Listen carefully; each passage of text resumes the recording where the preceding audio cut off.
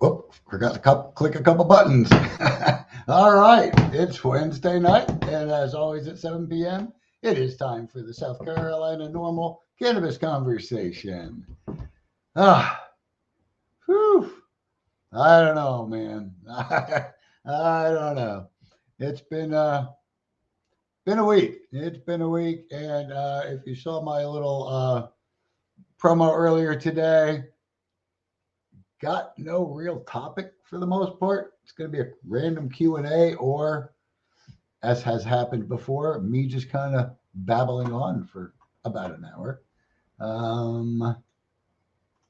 We got Jennifer here. Jennifer, hey, thanks for joining. Oh man, we had a good time the other week, didn't we? That was fun. The shirt kind of reminded me. Wearing the Carolina Dream shirt right next to my normal badges. There we go. But anyway, there are a couple things I saw I may want to talk about. So let's kind of get into it. I'm going to come on down to my little clicker here. And as we normally do, let me turn that back up. Start with our disclaimer that all of our meetings are an environment of education and awareness and are not an open market for the sale, purchase, or distribution of cannabis. We do not encourage or condone illegal behavior of any kind. I haven't updated this one yet.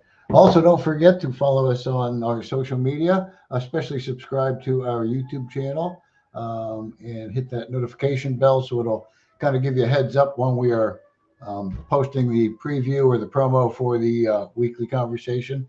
And at that point, you can find out hopefully what the subject's going to be. And again, my apologies for not getting that out until late today because I was just coming up with nothing. Had too much fun over the weekend being a holiday weekend and kind of worked a lot over the weekend as well. So my mind's been other places. Also, we do the Twitter and Instagram and on Facebook more than anything.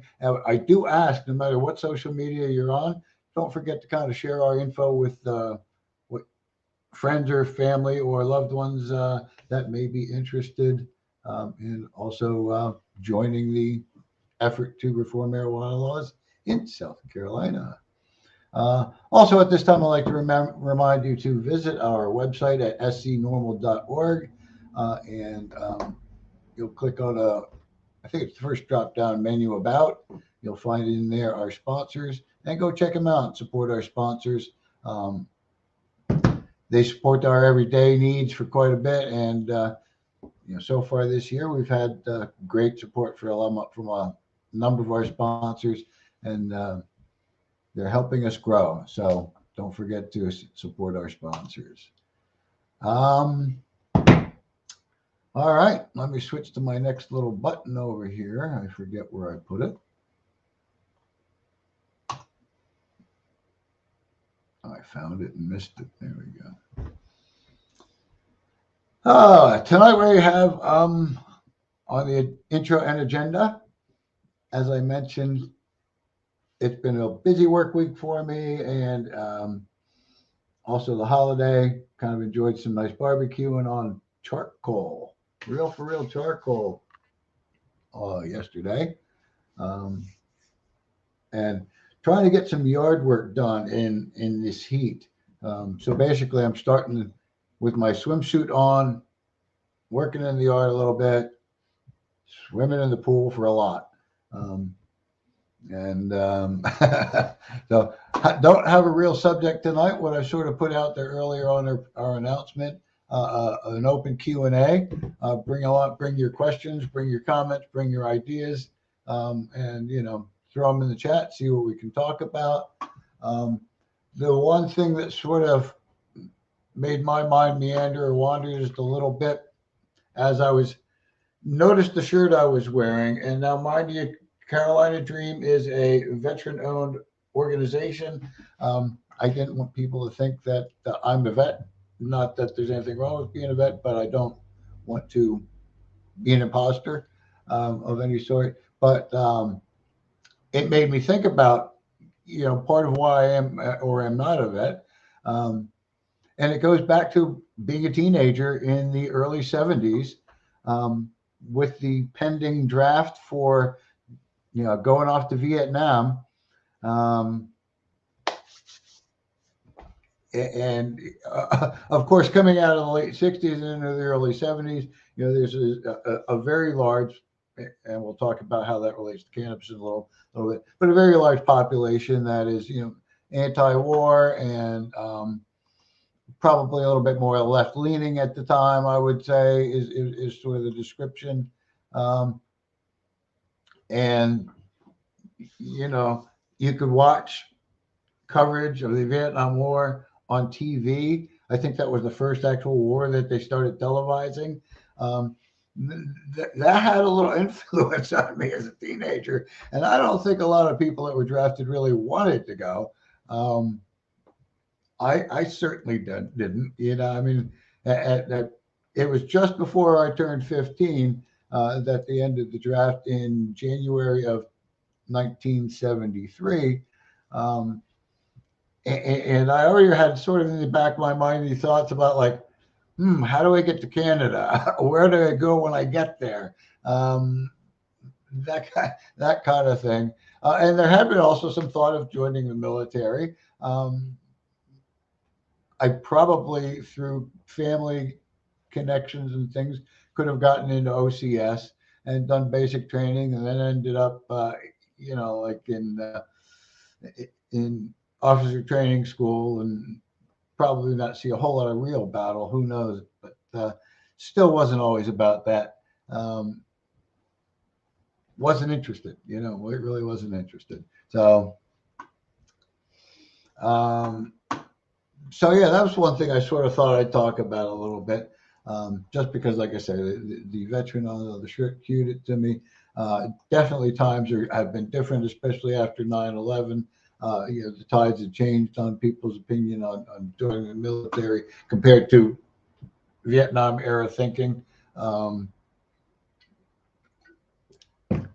But yeah, then I sort of thought, well, that's interesting. And when I did go to look it up, how long, it's been 50 years this year after a 25-year uninterrupted span of the draft in the U.S. That then ended 50 years ago this year. Found that kind of interesting to chat about. Let's see here what Jennifer's got to say in the chat. I should turn that banner off. You sent me a question the other day, and I did not necessarily respond. Personally, I wouldn't know how to do that. How to do a car show, how to get sponsors for it, organizing it. So it would be fun. I think it'd be great. I've been to some great car shows. I'm not sure how they do it. There may be entry fees for people to bring their car. They may,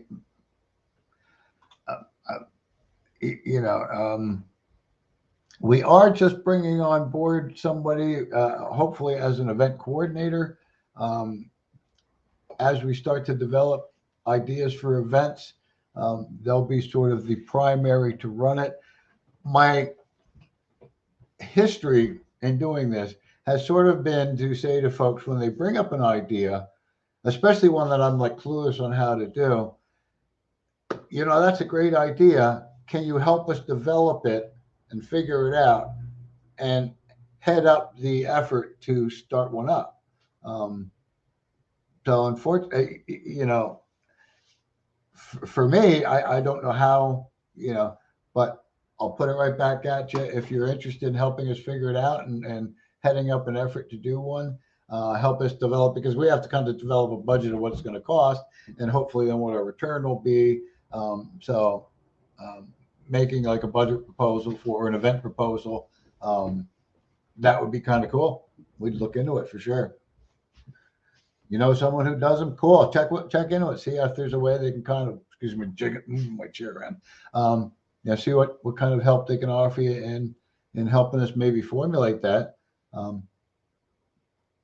It would it would be sort of a great neutral, I don't know, I guess I would call it a neutral subject, to be able to then bring the cannabis conversation into. So yeah, that'd be kind of cool. All righty. Yes. And she says Jennifer Sanji will check into that. So we'll see what we come up with. Let me go back and change my banner here. Well, it's a little after we normally do it, but I'm going to go ahead and, although I don't have any specific subjects in mind tonight, we'll do our normal cannabis questions in between my ramblings, if that's cool all with you.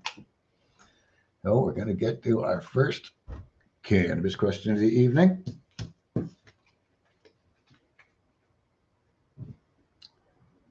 Let me switch over here. All right. I'm going to throw it in the chat here. I've got 3 different subjects to go with, either music, knowledge, or law. Throw it in the chat there. Which one do you want to start with? Music, knowledge, or law?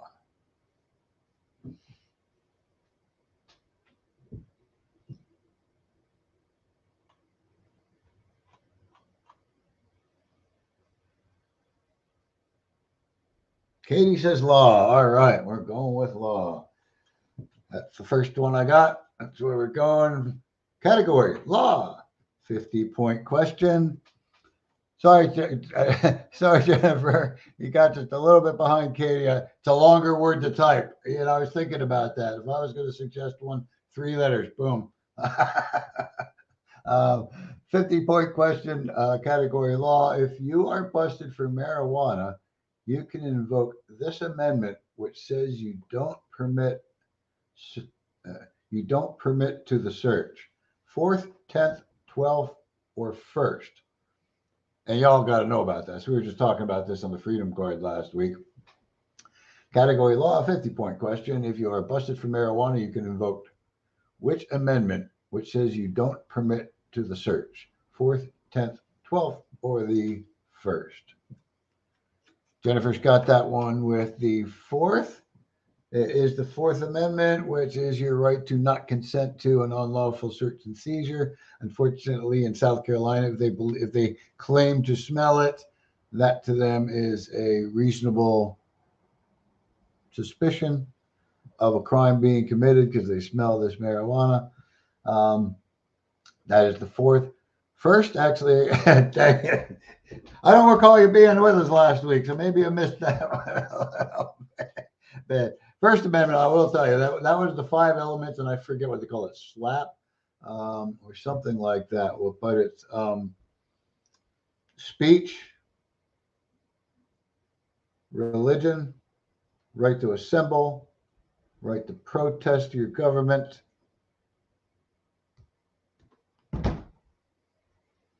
and why am I missing one? All right, I'm going to have to even go look at my little pocket constitution.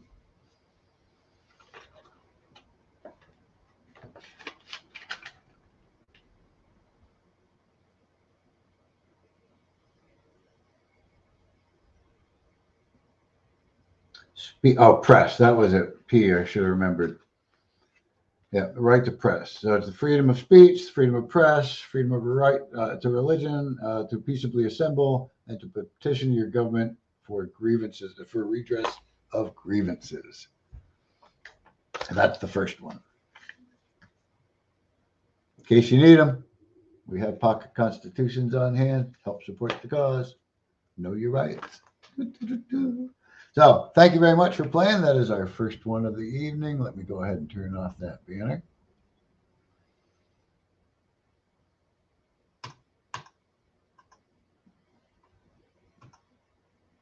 There you go. Got it turned off. I don't know if you've noticed, but I'm just not quite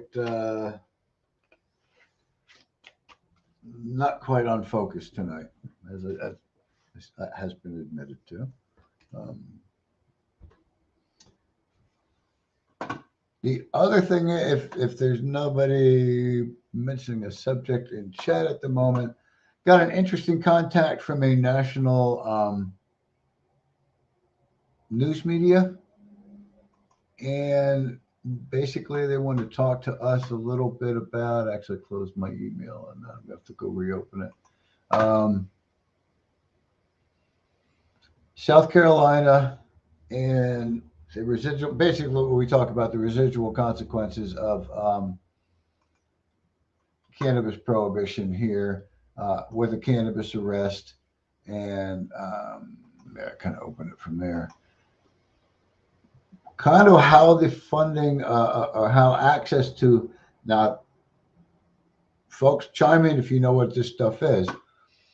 They're working on a story about how the lack of access to TANF, TANF, and SNAP funding affects people with prior felony convictions across the United States, but particularly in South Carolina. I knew what SNAP was. I didn't, ever hear of TANF before, but that is a temporary assistance versus, and I have to go read what SNAP is because I don't remember either.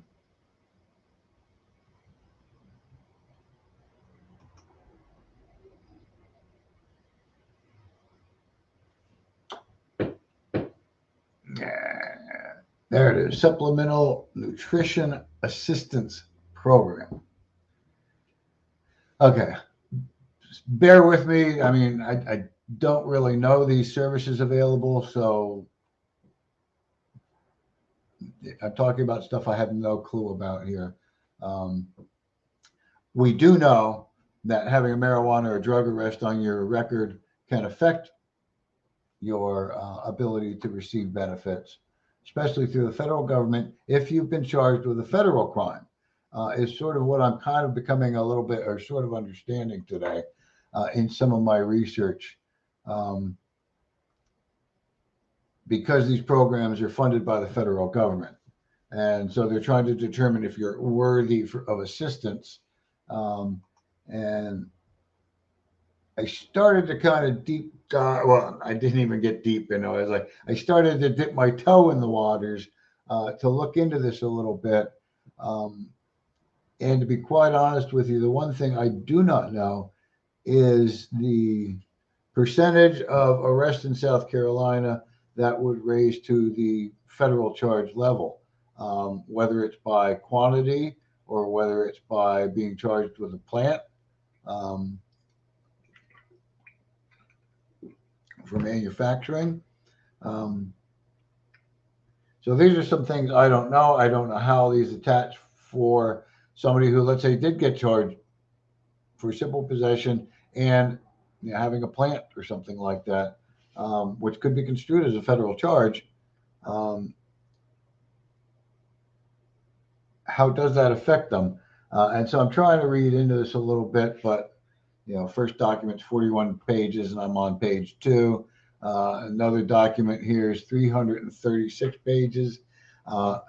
And for some reason, I can't seem to find on this particular browser and or document where it's being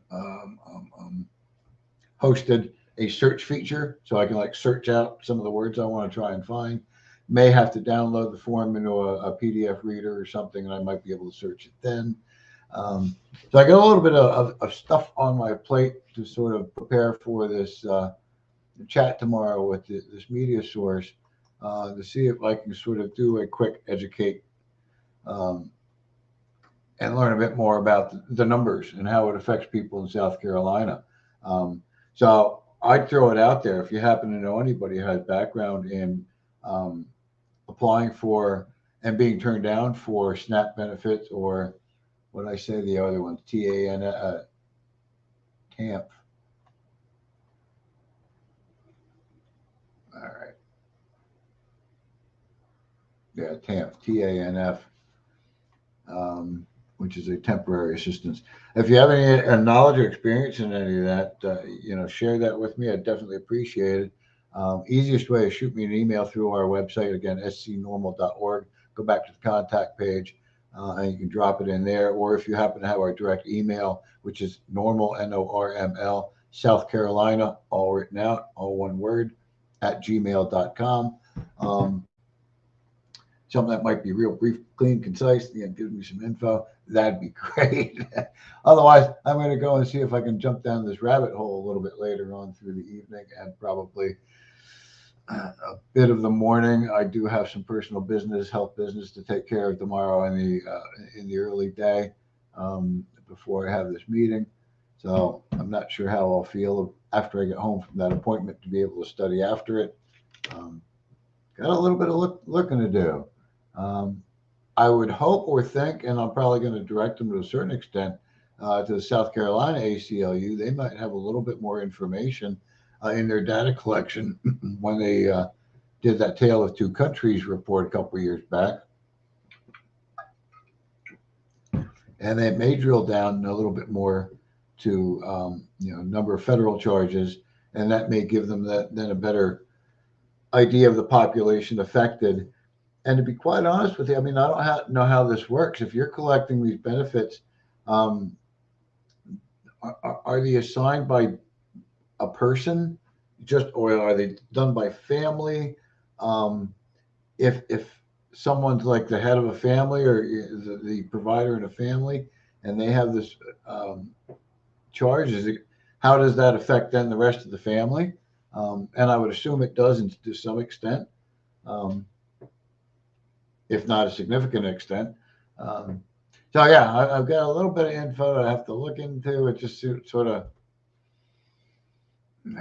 you're one of those things, one of those inequities against cannabis consumers that, what's the word that they've been using so much recently? The weaponizing of the justice system back in the 1970s, late 60s and 70s, first off under the Nixon administration, and then reinforced in the Reagan administration, and watching that prison population grow by criminalizing the population, the citizens of the U.S.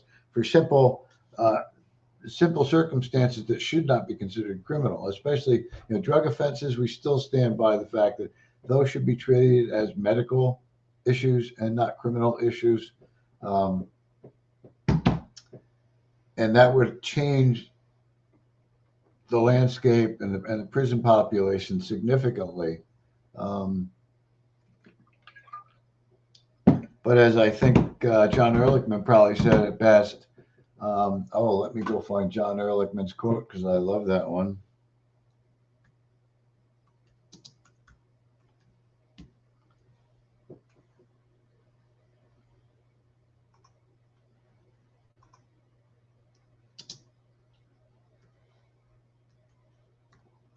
Bear with me, see if I can find it the easy way.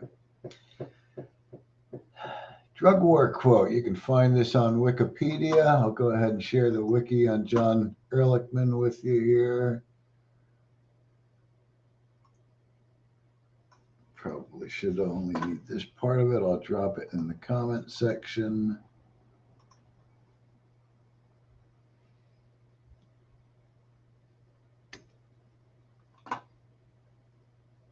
And let me also put his name.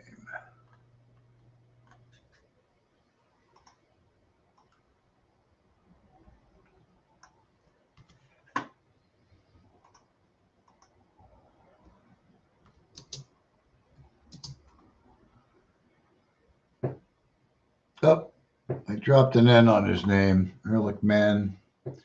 Anyway, the quote goes, I'll read a little bit more of it. You want to know what this really was about? He asked with bluntness to a man who, after public disgrace and a stretch in federal prison, had left little to protect.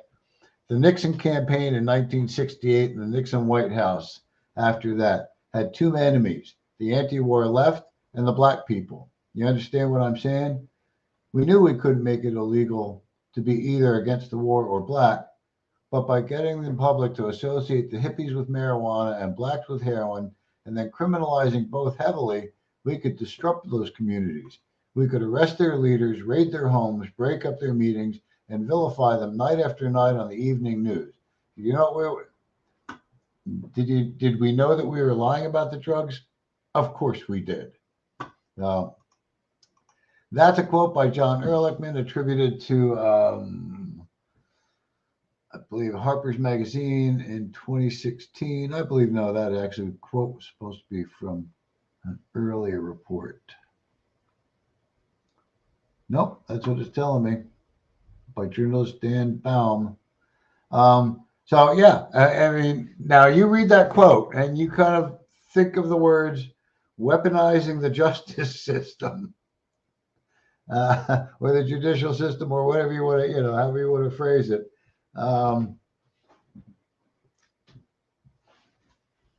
What can I tell you? And it's been carrying on for 50 years, over 50 years now, actually. Being ramped up, every time there's an election. Oh, public safety, great. Let's, weaponize or militarize our law enforcement and arrest more people for simple cannabis possession and lock them up and fill our prison population. And anyway, that wasn't where I was planning to rant on at the moment. But it happens. It happens. All right. So, yeah. But going back to sort of the draft thing, I'm watching as I'm growing up, the Nixon administration, the war in Vietnam, watching this on our 3 channels that you got, and then UHF or something like that. I don't know if in the 70s we actually got the blank screen at night, but I'm old enough to remember that, where the broadcasting network would shut down. That's old, I know. Anyway, so that was my sort of mindset back in that time when I'm about 14 and a half years old, almost 15 years old.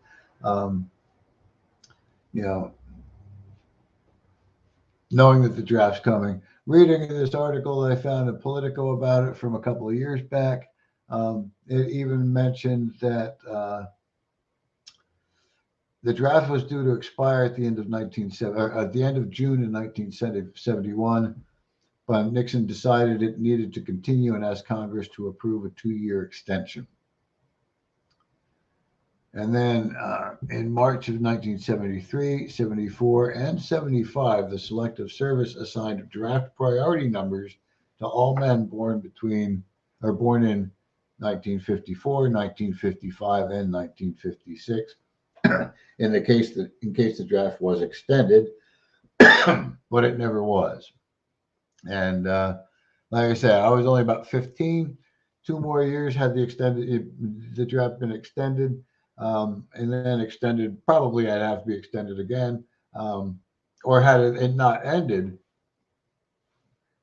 It kind of makes you a bit fearful about getting a bit older. And what are you going to do when you grow up? Hopefully survive the Vietnam War? I don't know.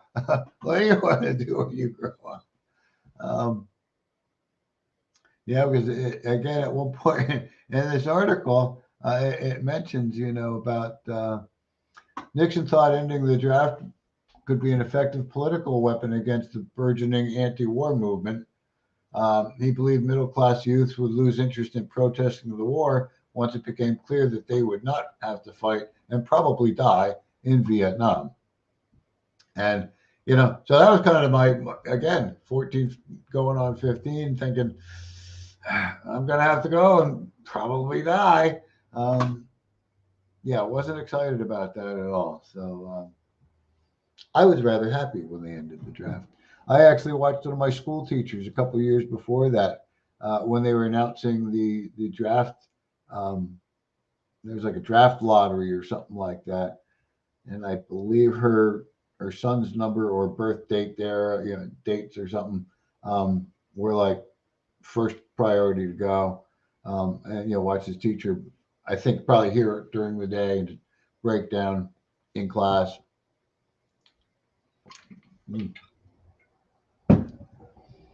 And quite honest with you, that was when I was in sixth grade, so I was quite a bit younger. I was probably 11 or 12 at that point. And I couldn't tell you whatever happened to her son. I don't know, but I do remember that experience and teacher breaking down and crying because she knew her son was going to go off to Vietnam, and there's nothing she could do about it. So. All right. Well, we are about halfway through. I think we're around 7:30. Yep, 7:31. So, you know what time that probably is. We're going to do another trivia question. And while I'm doing trivia questions, do me a favor, man. Throw a subject or a topic or something you want me to talk about in the chat over there. All right. I'm going to go to the knowledge category. The knowledge question that we have tonight is a 40-point question. Knowledge category, 40-point question. Made my mind drift when I started looking at it. What car company used hemp as a composite material in their car seats? Was it Tesla, Ford, BMW, or Cadillac? Again, knowledge category, 40-point question. What car company used hemp as a composite material in their car seats? Was it Tesla, Ford, BMW, or Cadillac? I am going to take this moment to plug our trivia question sponsorship opportunity. If your organization or business or whatever would like to sponsor our cannabis question, you are welcome to contact us through our website. Hit the contact page at scnormal.org. All right, enough plugging. Let's switch over to that answer. We have two answers so far. Jeff King says Ford. Jennifer says Tesla. Tick, tick, tick, tick, tick. Oh, the end did stick on that one. I just didn't highlight. Not seeing any other answers. Last time here, what car company used hemp as a composite material? Tesla, Ford, BMW, Cadillac. The answer on that was BMW, used as a material in their seats. I have heard of other companies making hemp body parts. I couldn't tell you what manufacturers, but apparently, according to this deck of cards, anyhow, it was BMW. Thank you all for playing. I appreciate your guesses. All right. Well, we got another half hour here, and I'm kind of stumped. Next week we will have our normal monthly meeting. During our normal monthly meeting, we're going to be talking about what's going on a little bit more at the political level. Funny thing is, our political update from National usually comes on a Thursday, about every other week, and I think I missed it last week. It might be like the day after next week. So I'm going to have to do a little snooping around on my own and maybe reach out, see what I can find. We knew that there was supposed to be some activity, a markup on the Safe Banking Act, and we were hoping that was going to happen before the July 4 break. I'll look into it, see if I can find out if anything happened. That was the Senate version of the Safe Banking Act. And I have not heard anything about it. So if it has not moved yet, and you can find out on congress.gov, make sure that you write your legislators and ask them to, especially your senators, like Lindsey Graham, vote yes on this, Lindsey. We'll see. Or if that was going to actually be picked up again. And my prediction was it wasn't going to be picked up until after the break and the markup done. But we'll kind of see how that plays out. We'll talk about that a little bit more next week. I'll have a bit more information on that for you. And again, we talk about state legislative updates, and as we know, there's nothing going on state legislatively at this moment because they're kind of done with their activity for this session for this year. And the bills that we usually are supporting and talking about will then be picked up again in January next year, and we'll start all over again. Um, and I just came to the realization the other day. I mean, legislature here in South Carolina starts the second Tuesday um, to starts the second Tuesday of January. Um, and I don't have the date yet. I forget what it was, but our primaries are going to be in February. I'm usually used to sort of ramping up the primaries here because our primary elections weren't usually till like late May or June. I know I've had some stuff on my, memories pop back at me where it was June, where was it out voting. And primaries this year in South Carolina have moved up to February. So that's going to be drop my Constitution. Kind of a different, we're going to have to sort of look at the beginning of the year a little bit differently than we have in the past and how to address that. Let me turn off that banner here.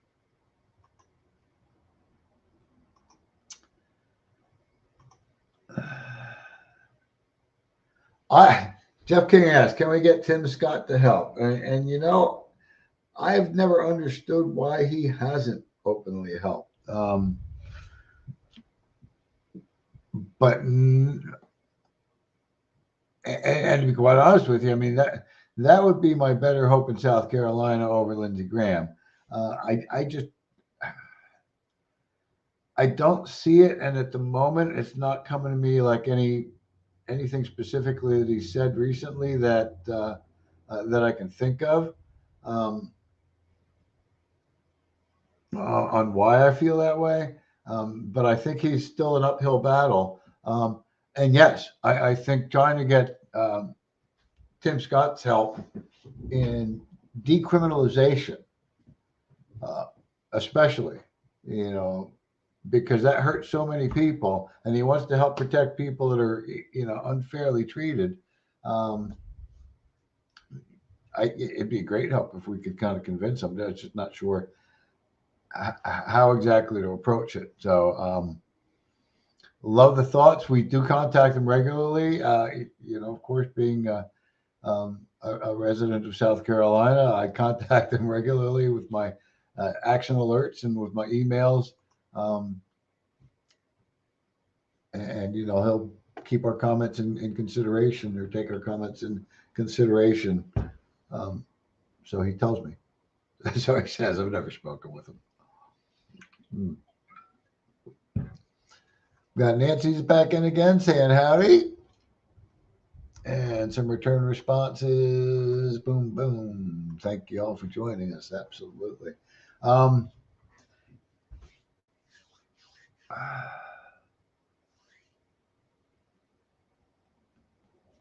don't know. I'm thinking on Tim Scott here a little bit.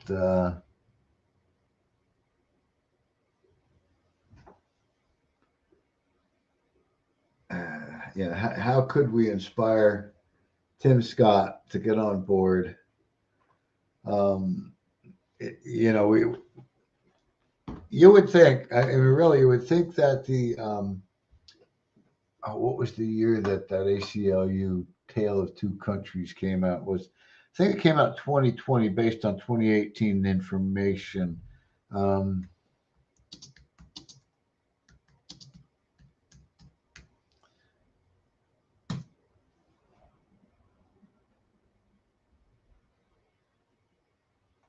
That came out April 20th, 2020.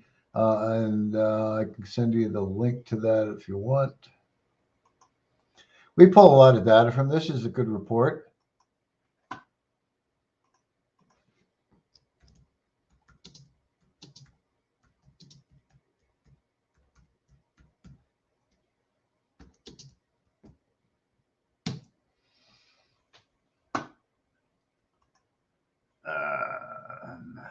And there is the interactive document, or the interactive.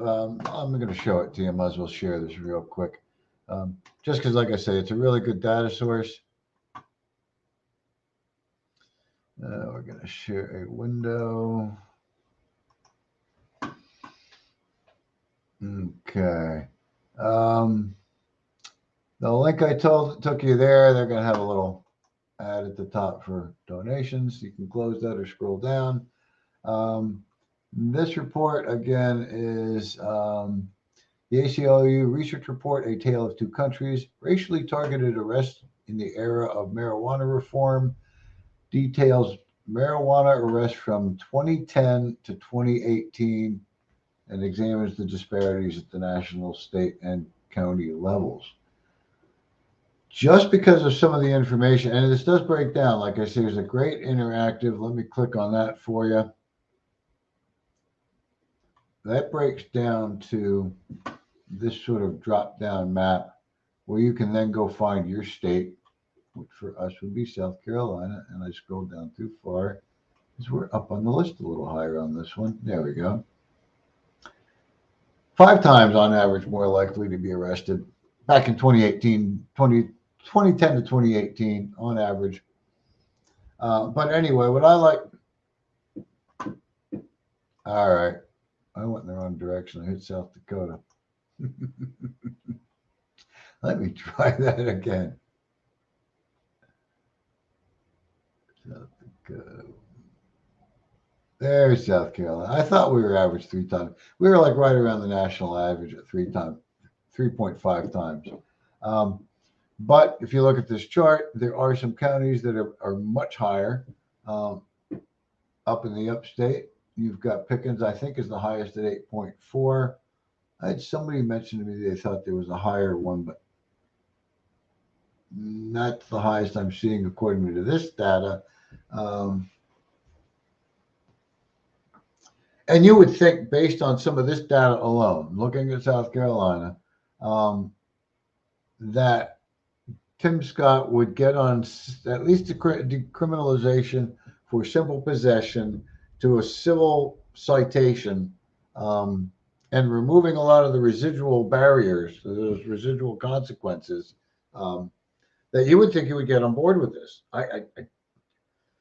I wish I knew how to convince him of that, how to say that, okay, maybe you don't like them doing it, but get on board on protecting them from the consequences of it, because the consequences are worse than use of the substance itself. Anyway, so that's my little rant on that.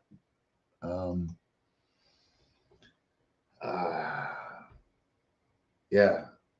And now, I'm a little more scared because, we had Nancy Mace, who had the State Reform Act, which was a pretty good descheduling bill. And last I spoke to her, which is a few months back, she said, yes, she was going to reintroduce it as like a light version.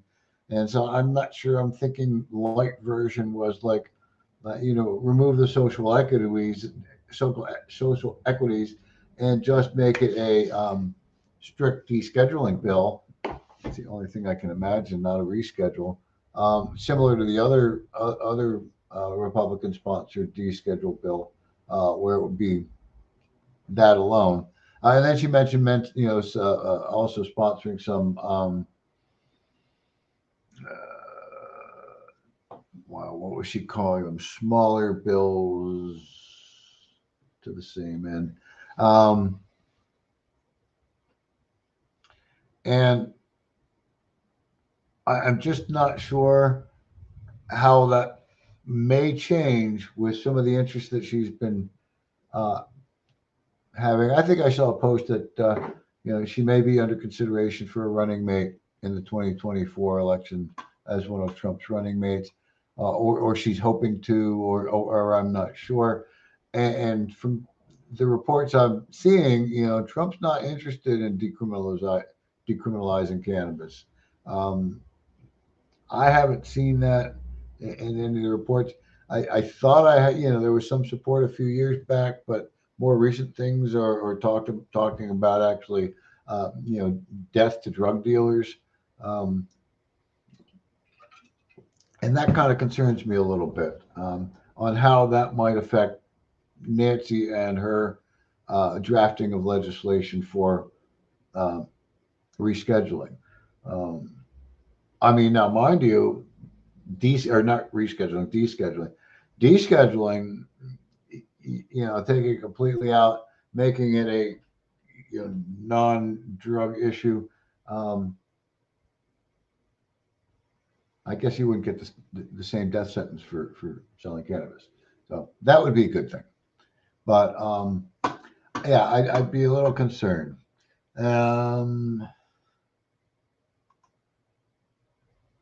Let me see here. Nancy saying Trump was in Pickens this past weekend. I've know some people were. I don't know if anybody. I think I know a couple people on the call that were even there, maybe for a trip to the area and for the rally. I'm not sure. I don't know if Nancy went.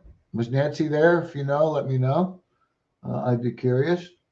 Having her show up and saying, "Hey, can I run with you?" I don't know if she would do that or not. Nancy also saying Lindsey Graham and McMaster. Now is that for president and vice president? Sorry, I'm kidding. Yeah, again, Lindsey Graham, McMaster, and their opinions on cannabis for us are a very uphill battle. The last I've heard from McMaster was that he wasn't going to comment any further on the medical bill until it actually had moved forward and reached his desk. But that I think he was more willing to consider it now than he has in the past. And discussions that I've usually been involved in, we feel that if a medical bill would pass out of the Senate next year and through the House and end up on his desk, he won't veto it, but he won't sign it. And so they'll have to wait the 30 days and then basically automatically become law. But I don't see him signing it. And I don't see him vetoing it, although I'm hesitant to say that. But I do see him saying, "Hey, I'm not going to sign that," and that has to wait, 30 days to become law. Nancy, thank you for knowing I was joking about Lindsey Graham and McMaster for president and vice president. I'm not sure how that would go at all. Who would be which? We'll have to figure that one out first. Who would be president? Who would be vice president? No, but thank you for knowing I was joking. Oh, they were there. Oh, now I'm seeing it. They were at the rally. Cool. Well, actually, I think I did see something about Lindsey being there. I don't think I saw that McMaster was there. Like I said, I've been so distracted with kind of work and the holiday, and this was just over the weekend, I believe, that he was there. Correct? Actually, yeah, I had to be because I was just seeing this stuff over the past few days. Well, and again, with South Carolina being the first state in the primaries, this is going to be a real interesting election year.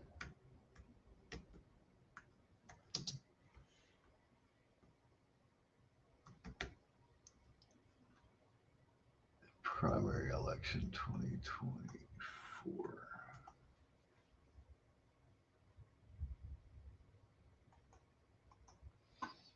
All right, let's see when we are. I don't know if we're February or March. Oh, come on, show me the rest of it.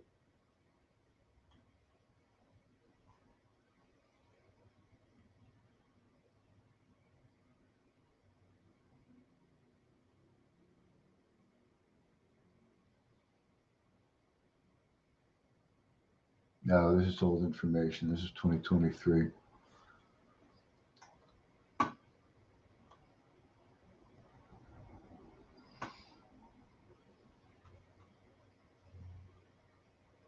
That doesn't make sense.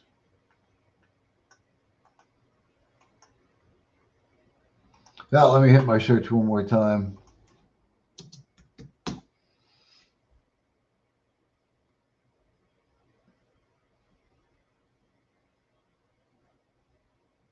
There it is. February 24th is our primary election this coming year. Now,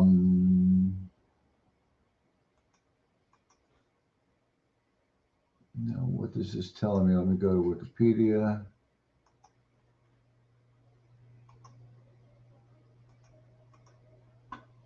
Are they on different dates? No, they're always on the same date.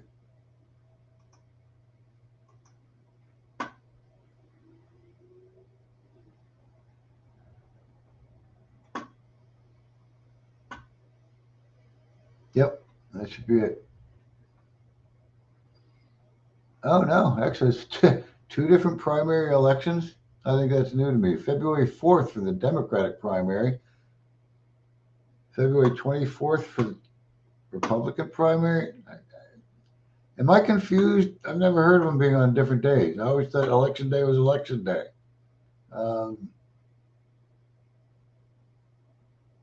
Anyway, we should be early in the year. I'll figure this out because now I'm like majorly confused from what I'm reading in front of me. It's going to be an interesting election year for the presidential election coming up for sure. All right. Let me get it. Didn't we have Ozzy for president a few years ago? That'd be it. That'd be a kick in the pants. Ozzy would be great. There we go. Cool. I wouldn't be able to understand him anymore. Sorry, I'm getting old and I don't hear so good. All right, I see we're at 7:53, so I think we're getting ready to wrap it up. I should probably talk about coming events. Before I talk about coming events, let's go ahead and throw one more trivia question out there. It is about, it's a music category. It does not include Ozzy. I'm looking at the answers and questions already, so sorry about that. But 30-point question, music category. What rap group performed the songs I Wanna Get High and Hits from the Bong? Is that Cypress Hill, Snoop Dogg, Wiz Khalifa, or Method Man? One more time on that. Somebody's got to know this one. Music, 30-point category. What rap group performs the songs I Wanna Get High and Hits from the Bong? Is that Cypress Hill, Snoop Dogg, Wiz Khalifa, or Method Man? Sorry about leaning away out of the picture there. It's getting comfortable. All right, we'll hit you up with the answer right away on this one. And last one, what group performs the songs I Want to Get High and Hits from the Bong? Cypress Hill, Snoop Dogg, Wiz Khalifa, Method Man. Nancy and Jennifer both got it before I answered. It is Cypress Hill. Thank you for playing. Woohoo! I'm getting cotton mouth here. Wouldn't know why.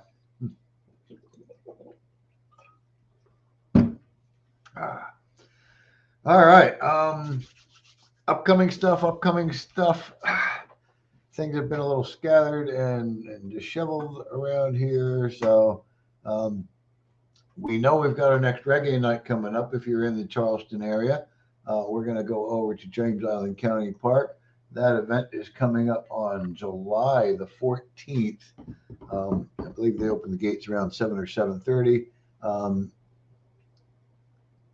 I don't think we have a Facebook event created for that, but it is listed on our coming events on our website, scnormal.org. And there should then be a link over to the county site for tickets if you're not a County Gold Pass member. If you are, your whole card gets in before showing your little card. And again, we're just going to be out there, weather permitting, chilling, listening to music, and I'd like to say we began handing out brochures, but we were scolded for giving brochures away. But if you ask for one, I can give you one that has that Normal Foundation Freedom Card in it. And I don't think I'm got scolded for giving out stickers, so I may be able to just give away stickers. We'll give it a shot. Don't want to push the buttons too far. I work there, and I don't want them getting mad at me. So I'm trying not to piss anybody off. But it is my way to kind of get out. I request a night off so I can come on out and meet some folks with the public. As we've been talking with our board, we are basically a grassroots organization, and it's hard to do grassroots on the internet, to be quite honest with you. You got to get out there, got to get in the public, and share the message that way, and hopefully find some support from other areas of the community that maybe you don't normally circulate. That's why I like Jennifer's idea about a car show. I'm not one to normally circulate at car shows. Never thought about setting up a normal booth at a car show. That would be an event that would have us circulating, somewhere that we don't normally go. And like I say, what I'm doing with the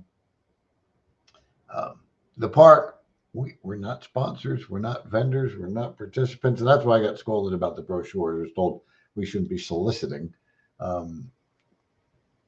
And I'll give them, the brochures ask for sponsors and or donations or memberships.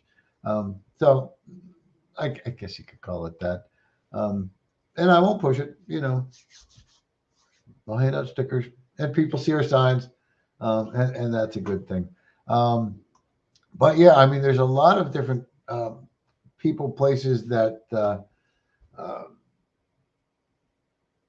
would probably show support had we, were we there. But getting out to all these events, that we're limited on our resources on how and where to get. So that's why we're always asking for you to help us out. If you happen to have an idea how to utilize it. Nancy's mentioning bike events. I've got some good friends that love biking, do long bike rides with groups of friends, and a little beyond my train of thought. They talk about the runner's high and probably the biker's high being similar to a cannabis high, or those guys, Harley Davidson. That's a completely different type of bike event than I was thinking. Woo! That shows where my mind goes sometimes. The biker and runner's high. That might actually get me biking and running, but anyhow, we love the idea. Jennifer was talking about the car show type events, Harley motorcycle bike events, and Jennifer mentioned she's going to kind of maybe look into it. She knows somebody who has put them on. I wouldn't know where to start. I wouldn't know how to raise funds with one. So yeah. A lot of times, and I'll mention it to Nancy as well, a lot of times when we have people sort of bring up ideas, I'm like, hey, if you want to sort of lead this and help us develop it and come up with a potential budget and plan, we'd love to help. We'd love to try and develop these things, and spread the word out throughout the state, and get the support we need, because really what it comes down to is getting people to, comes down to a couple things. Oh crap, 7:59. Comes down to a couple of things real quick. I don't know if medical is the first best way to go, but it probably will be the first legislation to pass in South Carolina. I really believe that moving forward, we need to do municipal, decrim, city and town levels, county if we can. We don't have the opportunity to do that at state level, but to decriminalize simple possession, because that's going to protect a whole lot of people. And the more towns, the more cities that we get decriminalized, the more our legislators at the state level are going to hear us and know that we support this legislation, and let it start moving through committee, and let it start hitting the Senate or the House floor, and letting it get voted on by our legislators, and letting our voices that do our legislators actually be able to take effect. Because that's where it kind of starts. There's legislation out there here in South Carolina to do a lot of things we'd like it to do, but it never moves out of committee. It's never acknowledged in committee. It never goes anywhere. So with that, I'd see it's 8 o'clock right now. I try and be real on time with stuff, and I hate to run over if we can. So I'm going to kind of cut us off here for the night. Before I do, hate to run it if we've got questions. Nancy says, need information packs. Is that a question, or are you requesting some sort of info from us? And I'm not sure what, I guess like car cruises with our logo somehow.